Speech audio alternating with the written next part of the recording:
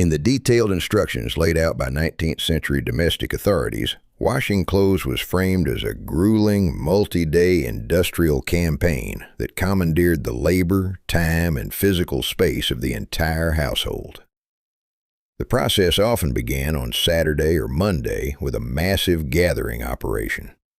The nature of 19th century dirt was entirely different from modern laundry soil. Urban environments were choked with coal dust and soot, streets were thick with horse manure and mud, and the lack of daily bathing meant that undergarments and work shirts absorbed heavy concentrations of human sebum and sweat over weeks of continuous wear. Every bedsheet, tablecloth, undergarment, and heavy canvas work trouser used by the family was piled together and meticulously sorted. Mending was a crucial early step. The washing process of the era was mechanically violent, and domestic guides warned that a small tear left unstitched before the wash would be shredded into an unrepairable hole by the end of the cycle. Once repaired, the laundry was separated by fabric type, color, and degree of filth. Fine linens could not share a tub with heavy, soot-stained wool trousers, and heavily soiled undergarments required entirely different chemical treatment than lightly used aprons. Before a single piece of fabric could be cleaned, the workers had to execute a massive logistical operation. A standard family wash required hauling hundreds of gallons of water. Because indoor plumbing was a rarity for most of the century, this water had to be carried by hand from a well, a street pump, or a nearby river. Water weighs roughly 8 1/3 pounds per gallon. Moving just 100 gallons meant carrying over 800 pounds of dead weight in wooden buckets, usually suspended from a shoulder yoke, across uneven ground. The wooden washing tubs themselves, which were often left dry and contracted between wash days, first had to be soaked so the wood would swell and the seams would become watertight. Alongside the water, immense quantities of fuel were required.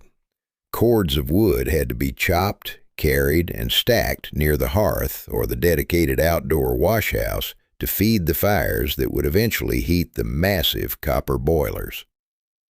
Once the water and fuel were secured, how did Victorian households dissolve embedded grease and organic stains decades before the invention of synthetic detergents?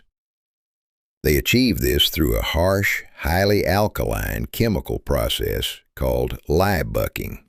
Without modern surfactants designed to lift dirt away from fibers effortlessly, 19th century laundresses had to rely on aggressive, dangerous chemistry to break down the grime before any physical scrubbing could even begin.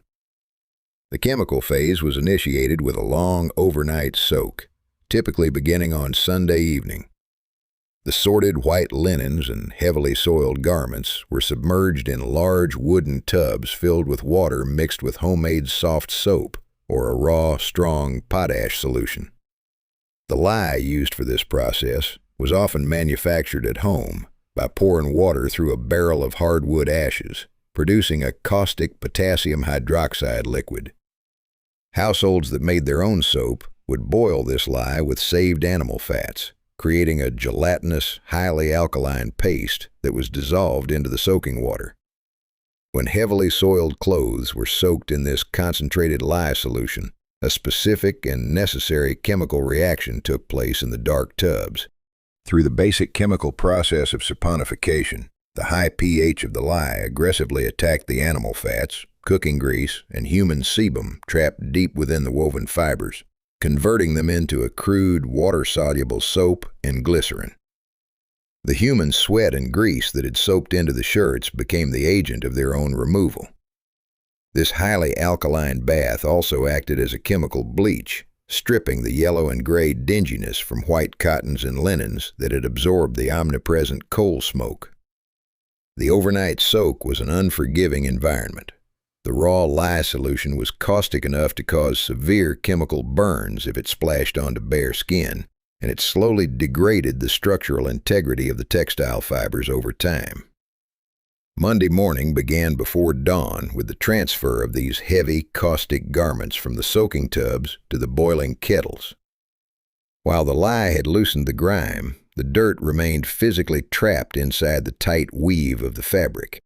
To force it out, the laundress had to subject the clothes to intense heat and violent mechanical agitation.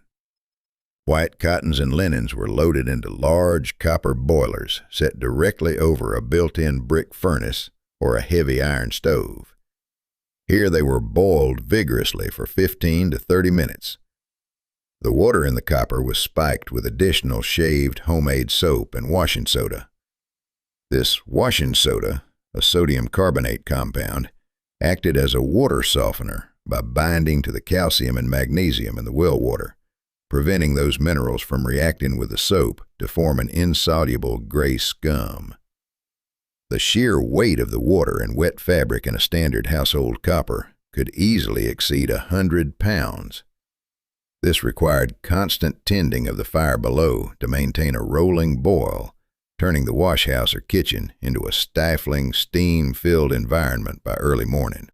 To extract this dirt, laundresses used 2 to 3 foot wooden washing bats to beat the clothes in the boiling water, keeping their hands away from the scalding copper kettles. These wooden paddles, sometimes called dollies, passers, or washing beetles, were heavy instruments carved from solid ash or hickory. The laundress used them to repeatedly strike, stir, and plunge the dense mass of fabric. This plunging action was a primitive form of hydrodynamics. Driving the heavy wooden bat down into the tub forced the boiling, highly alkaline, soapy water straight through the textile fibers at high pressure, blasting the loosened dirt and dead skin cells out of the weave. It was a hard, continuous upper body workout. The laundress had to keep the fabric constantly moving to prevent it from scorching against the heated metal sides of the copper, all while standing over a live fire and breathing in the caustic steam. After the boiling phase, the garments had to be extracted from the kettle and wrung out. Pulling scalding, waterlogged heavy linen from a boiling copper required immense grip strength and leverage, often done using a wooden stick to lift the steaming mass into a secondary tub. A single wet bedsheet holds several times its own weight in water, turning a light piece of fabric into a dense, unyielding load. The wringing process in this stage was done entirely by hand, twisting the fabric tightly to force the dirty, soapy water out of the fibers. Domestic housekeeping writers of the 19th century frequently warned their readers that this exhausting step was absolutely mandatory. If a laundress failed to wring the garments thoroughly before the rinse, residual soap and suspended dirt would remain trapped deep in the cloth, rendering the subsequent cold water rinses ineffective.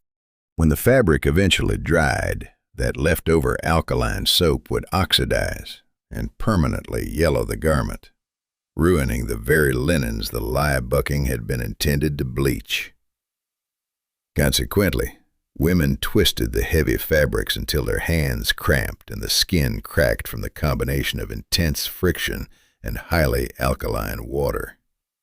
Each piece of clothing went through this cycle, moving from the boiler to the wringing tub.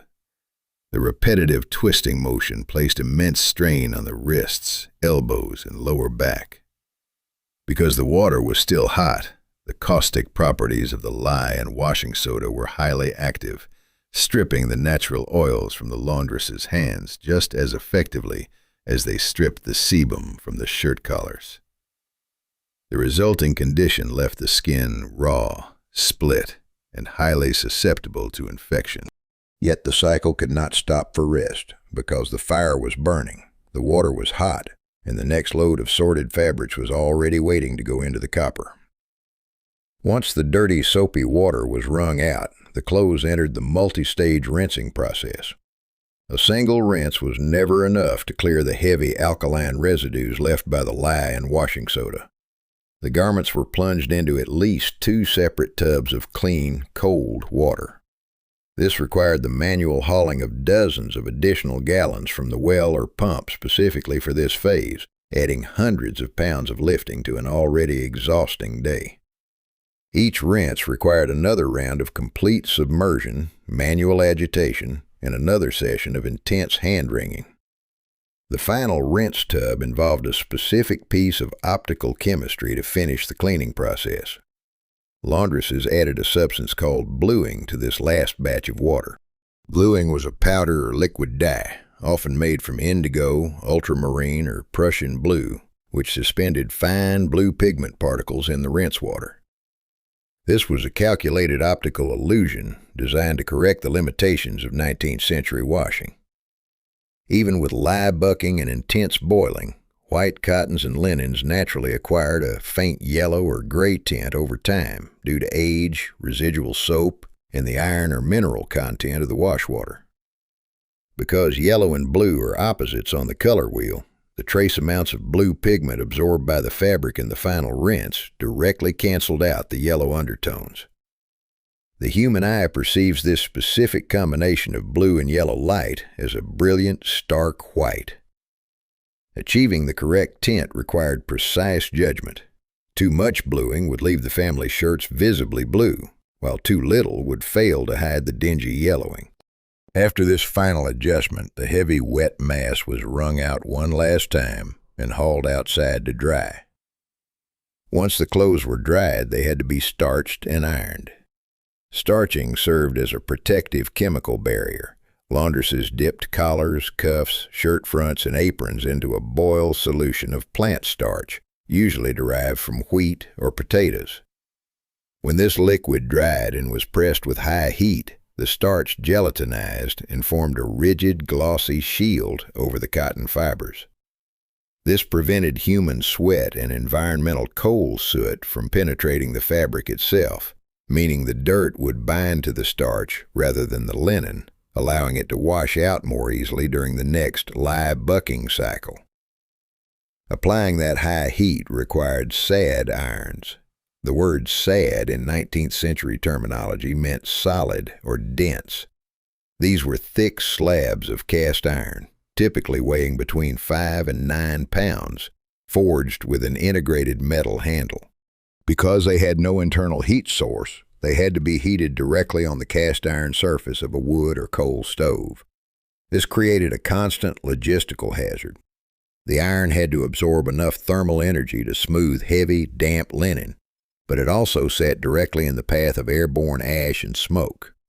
Before touching the iron to the clean fabric, the laundress had to wipe the metal base on a rag and test the temperature, often by spitting lightly on the iron to see if the moisture instantly vaporized without popping. A woman kept at least 2 sad irons in rotation.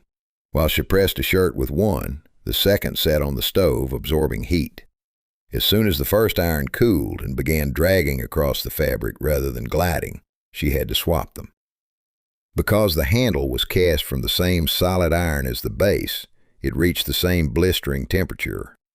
Laundresses gripped the metal using thick cloth pads or leather rags, risking severe burns if the pad slipped. The sheer physical exertion of lifting, pressing, and maneuvering nearly 10 pounds of dead weight for hours left workers with chronic shoulder and wrist pain. This labor was not fading, it was expanding. In previous centuries, households with enough resources simply hoarded linens and conducted a massive, disruptive wash a few times a year. But the 19th century brought cheaper, mass-produced cotton and a rigid, new middle-class etiquette. Cleanliness became the primary visible indicator of social respectability. Domestic manuals dictated that bed sheets, undergarments, and daily wear had to be laundered every single week. A standard family wash now meant processing dozens of heavy pieces on a relentless Monday and Tuesday schedule, multiplying the physical toll to meet a cultural standard. If mechanical washing machines were patented in the United States as early as 1797, why did households endure this grueling physical torture for decades longer? Nathaniel Briggs secured that initial 1797 patent for a washing device, and inventors like James King followed in 1851 with a hand-cranked cylinder model designed to force water through clothes. These early wooden machines were essentially tubs equipped with levers, paddles, or rotating drums. They successfully replaced the 2-foot wooden washing bat, saving the laundress from manually beating the clothes in scalding water. But they solved only one fraction of the industrial cycle. A hand-cranked drum did not haul 300 gallons of water from a street pump. It did not chop the cordwood, boil the lye, optically correct the fabric with bluing, or wring out the heavy, saturated wool. The domestic washing machine remained an illusion of total relief, leaving the heaviest, most dangerous work entirely manual. The actual immediate relief for the urban working class came from municipal infrastructure. By the mid-19th century, cities recognized that tenement dwellers lacked the space, water access, and ventilation to safely boil, lye, and dry clothes indoors. Public washhouses emerged as vital public health measures to combat cholera and typhus in crowded districts. These large brick facilities centralized the logistics of the wash day. For a small fee, a woman gained access to a dedicated washing stall equipped with piped hot and cold water, eliminating the brutal requirement of hauling and heating water over an open fire. More importantly, washhouses provided shared copper boiling vats, heated drying rooms, and large mechanical wringers. These commercial hand-cranked wringers could squeeze the water out of heavy blankets and trousers without breaking a worker's wrists. By shifting the most resource-intensive steps out of the domestic living space and into a purpose-built industrial facility, the public washhouse provided the logistical infrastructure that early wooden washing machines could not.